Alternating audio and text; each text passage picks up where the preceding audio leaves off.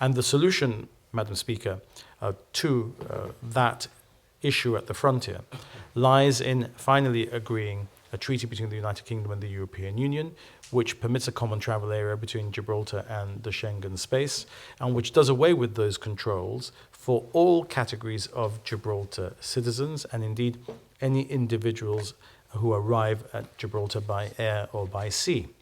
Of course, the alternative, Madam Speaker, which we would not like to have to countenance, but we will be prepared to deal with if necessary, is that Gibraltarian residents of Gibraltar, that is to say red ID card holders, might, if there is not a treaty, also be subjected to the same treatment that today is meted out to Gibraltarian residents with different colours of identity cards.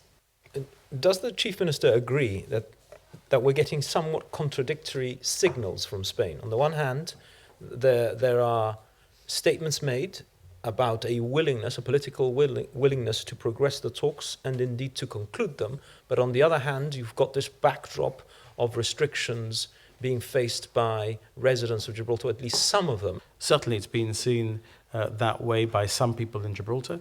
The second, I would say that Spain's been only sending contradictory signals for the past 70 years or so. So I wouldn't necessarily consider that this is something new. But what I would say, and Madam Speaker, nobody should ever think that I would get up here to become an apologist for any colour of Spanish government.